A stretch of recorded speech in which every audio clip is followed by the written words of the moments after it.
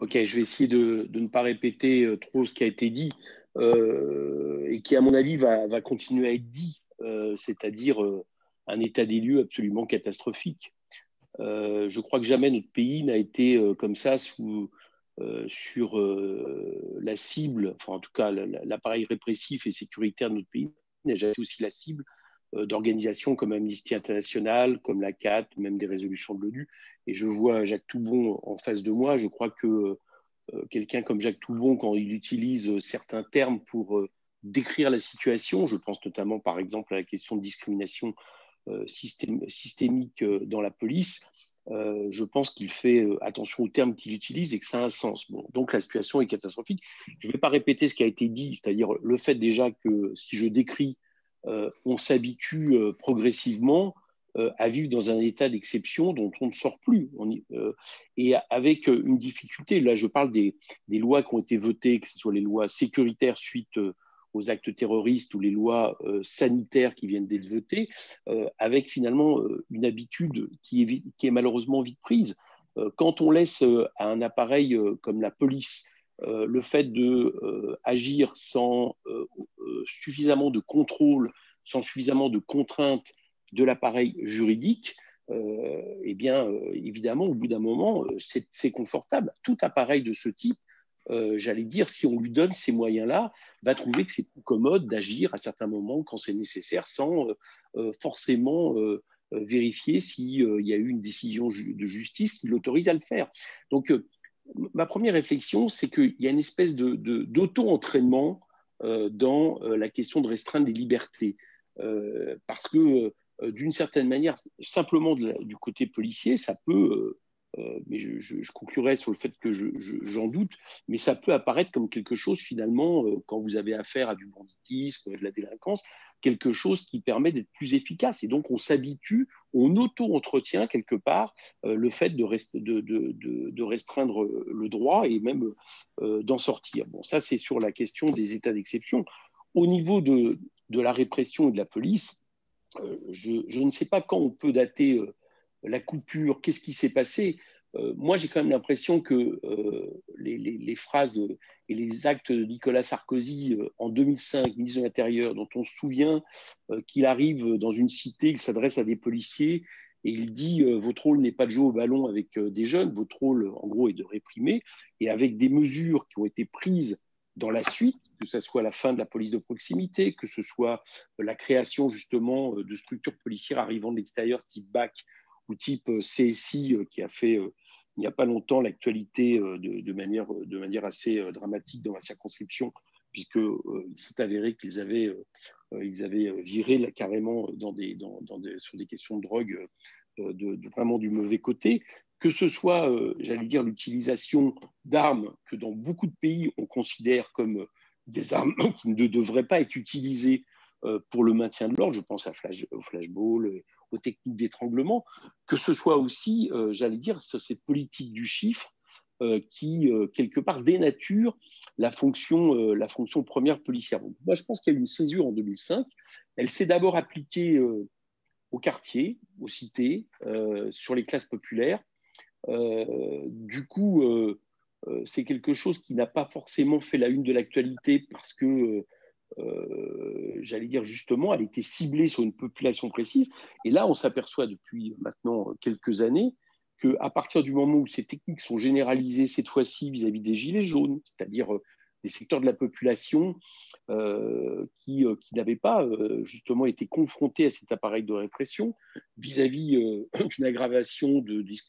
lutte contre les militants syndicaux et autres, eh ben, on s'aperçoit qu'il y a quelque chose qui est en train de se passer où notamment l'appareil répressif change de nature. Bon. Moi, je pense qu'au niveau, les dernières répressions des Gilets jaunes sont assez parlantes. On se retrouve quand même avec le plus grand nombre de prisonniers politiques en France depuis la guerre d'Algérie. Il y a 800 personnes qui sont en prison sur les 1000 peines de prison ferme qui ont été décidées sur les Gilets jaunes, et je ne parle même pas des 1230 peines avec sursis. Il y a eu un appareil de répression qui non seulement a entraîné des décès, a entraîné énormément de mutilations. Moi, je me rappelle en 86, j'étais un militant à l'époque qui luttait contre la réforme de Vaquet. Bon, il y avait eu un mort, Malik Oussekine, je ne sais pas si vous vous souvenez évidemment, et d'ailleurs c'est assez symbolique qu'on revoie maintenant les voltigeurs en moto qui avaient été interdits après ces manifestations, puisque c'était eux qui avaient causé la mort de Malik Oussekine. Et notamment, il y avait un jeune qui avait été éborgné, qui était le fils d'un philosophe, et ça avait fait énormément de bruit. Il y avait eu une manifestation, plus jamais ça. Aujourd'hui, à chaque manifestation, il y a le risque de gens éborgnés, blessés, etc., sans malheureusement que ça cause de soucis, avec une police, en tout cas des syndicats de policiers, je ne sais pas si on peut appeler syndicats, qui nous expliquent que bon, bah, ils ont affaire à véritablement des manifestants tellement violents qu'il faut leur donner les moyens. Bon. Moi, je crois que cette dérive, elle est absolument terrible et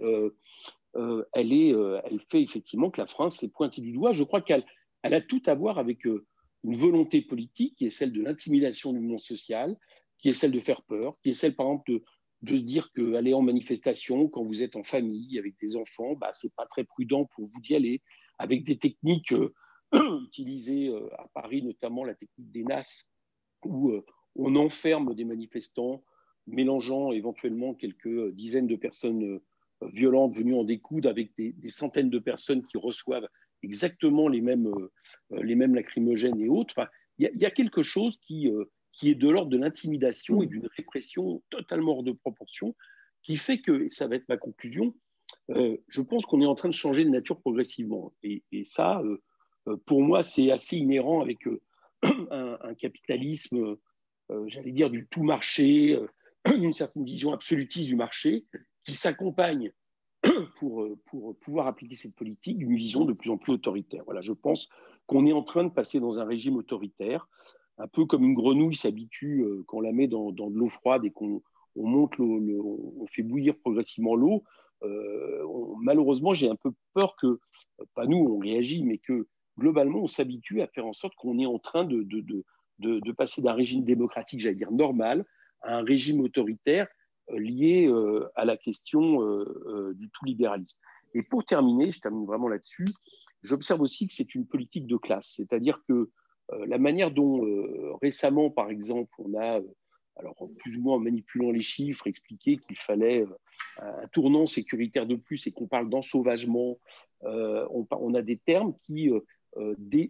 finalement sont les mêmes que celle de Louis Chevalier, un historien au début du 19e siècle, naissance du capitalisme, qui parlait des classes laborieuses comme les classes dangereuses. Bon, au lieu de parler des problèmes précis et de ce qu'il faudrait, par exemple, pour lutter contre le trafic de drogue, le trafic d'armes, où il faut des EPJ, des officiers de la police judiciaire, capables d'enquêter, au contraire, on globalise avec ce genre de termes sur l'idée que y a un danger qui vient globalement des classes populaires. Et comme en plus s'ajoute très souvent à cette question sociale la question de discrimination raciste, on en arrive là pour le coup à une partie de la population qui est encore plus discriminée, qui vit encore plus cette répression autoritaire que le reste. Voilà. Vous comprendrez que moi je suis très inquiet. Je suis inquiet parce que je pense que le système s'auto-alimente et que par exemple le fait que des syndicats policiers récemment aient eu quelque part en gros